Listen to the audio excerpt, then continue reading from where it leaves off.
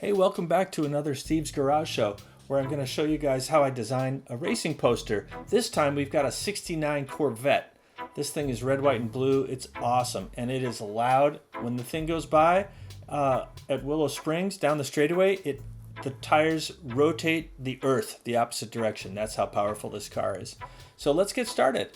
Okay, so I'm trying to find a cool gradient that kind of matches the sheen of the red, white, and blue stripes on the car. So I'm eyedroppering.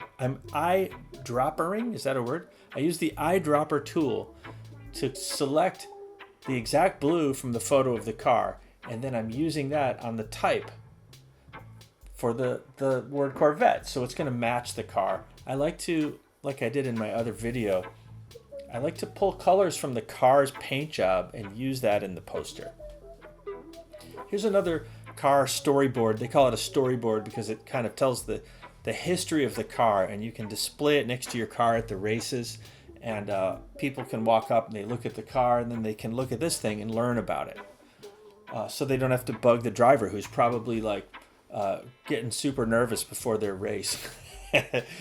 And okay, so what am I doing here? I am taking the name Greenwood and I'm adding a stroke on it and a little drop shadow so that it slightly stands off of the white background. I'm kind of just getting these stars and stripes lined up to match the way they are on the car as close as I can. I noticed that the stars on the car aren't perfectly symmetrical, so I kind of matched the stars on the poster to make them look like they were kind of stuck on as they were on the car. Here's a rough texture that I'm just slightly going to add to the background to give it a little interest. This car came with a bunch of photos, this project, and little historical pieces of text about the car. So I kind of had to do a little archaeology and put things in order and learn about the history of the car, which I love doing. And this is a really neat race car. I have a special thing for Corvettes. When I was a kid, my neighbor raced an SCCA Corvette, and he showed me that he actually put a little chamber in the roll bar where he had nitrous oxide, but it couldn't be detected. And so he had this little secret button that would boost it with nitrous.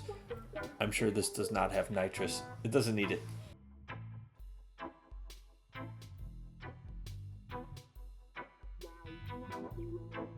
So I'm getting the main text header the way I like it.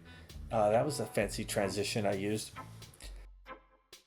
So these old photos, the color balance was pretty intense. It was all over the place.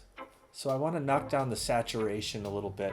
I'm going to use these other pictures of the car in this storyboard and arrange them in a little neat cluster in conjunction with the specifications, which is text. Here's another old photo which the color balance is just really different. It's a photograph, you know. So I'm going to reduce the saturation and just try and make everything blend in the same kind of color range in this poster. So this is called the collage of Corvettes here.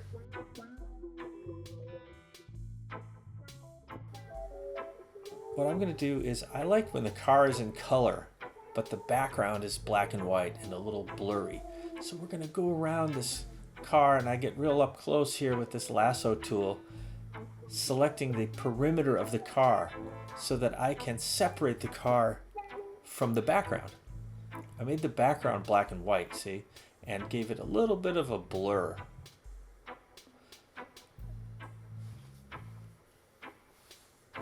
We'll move things around a little bit. I'm always shuffling stuff around to just see how it looks here and see how it looks there.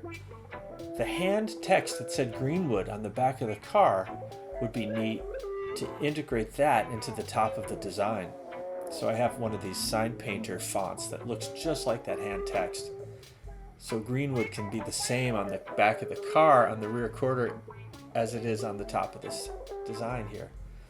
Let's just keep rearranging these photos until we find the perfect kind of Tetris match of how it looks.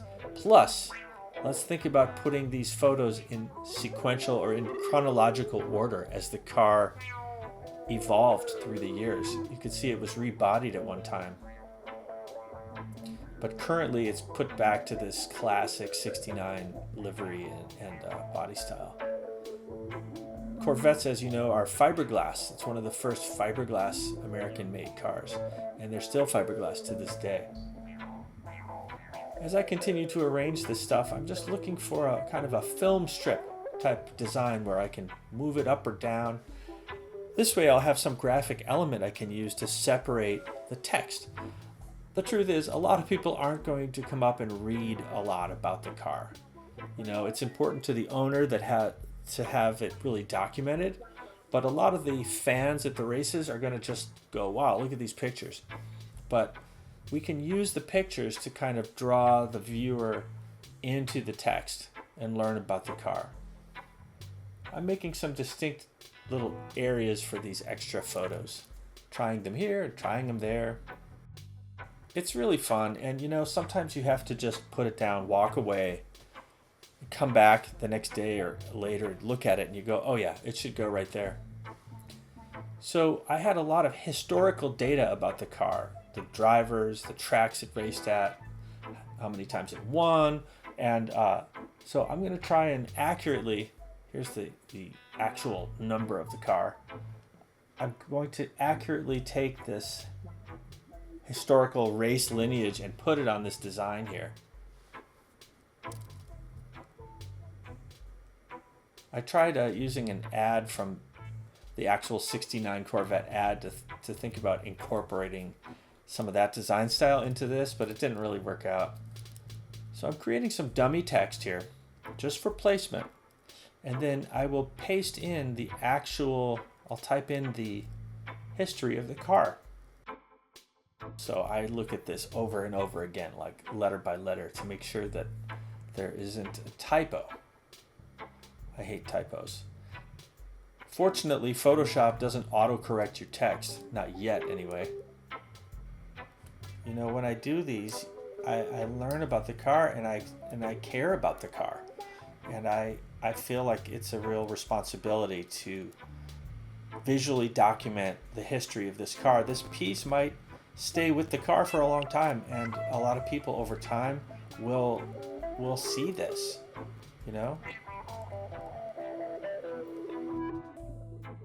You get about 95% of the way done with the poster in terms of hours, and then that last 5% takes you the same or more time than the first 95%, because you're just trying to fine-tune it pixel by pixel, you know, getting it right, and kind of figure out the story of the car as the basis for this design. So I'm going to give proper photo credit to Ben. I'm going to grab my QR code from a previous poster, Art with Cars, and I'll put this on this poster so that if somebody wants to scan it with their phone, they can scan it and it will take you to my website where they can learn about getting a poster of their car. Let's add a little more interest to the background with a photo, and then we'll just make it almost completely white, but it'll just be there. There it is, 1969 Greenwood Corvette.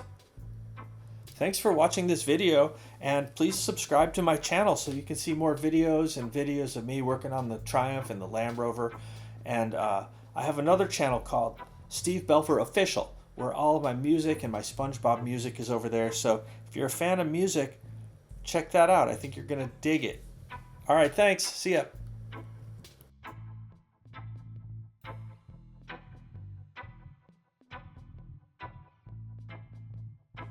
Hey, what do you think, Atticus?